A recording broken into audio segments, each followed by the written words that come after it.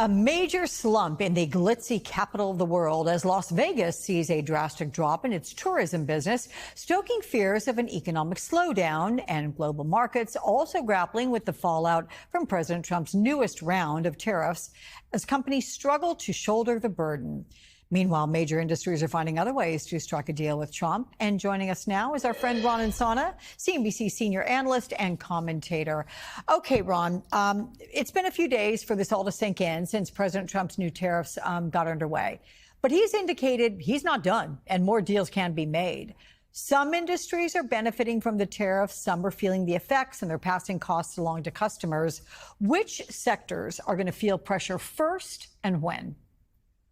Well, it seems certainly that autos are going and have already absorbed some of the costs and taking, multi-billion-dollar hits to their profitability, not only currently, but will over time. And then you also see a variety of consumer goods that are coming into the United States that are being hit with tariffs. Again, for now, Alex, companies are absorbing a portion of the cost because they pre-ordered a lot of their inventory before the tariffs went into effect. What we don't know is when these price increases will hit consumers. But broadly speaking, the companies that are being hit with tariffs are paying them, and that is affecting their bottom lines pretty much across the board.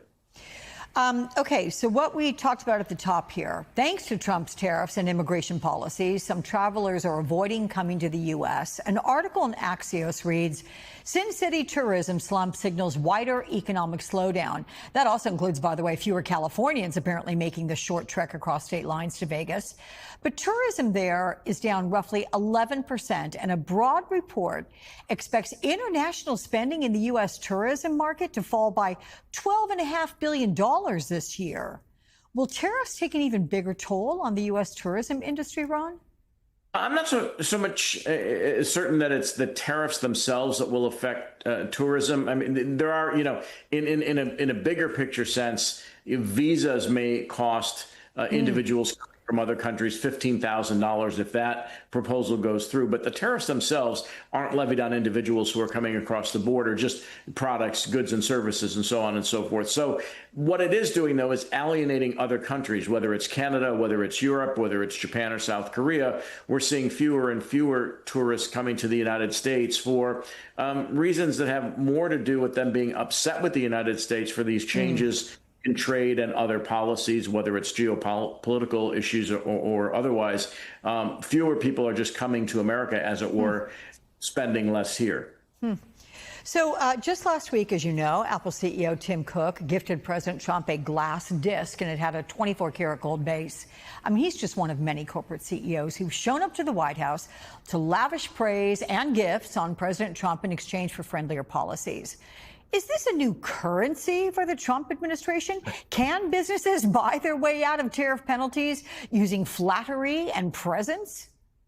Yeah, I mean, I'm loath to describe it in ways that we would have historically, but it seems to be working that for those CEOs who have coddled the president to a certain extent or offered him gifts or have invested in any number of enterprises he's undertaken while he has been in office and his family has run new businesses, they seem to be making out quite well. Apple, for instance, was exempted from tariffs on semiconductors or computer chips outside the United States because they make and or have promised to make more chips in the United States or manufacture more goods in the United States. So any CEO who has made that claim appears so far to have been exempted from some of the more punitive tariffs that we've seen. So as a strategy, it does appear to be working, whether it's Jeff Bezos, whether it's Tim Cook, whether it's individuals who have made acquisitions in the media business recently.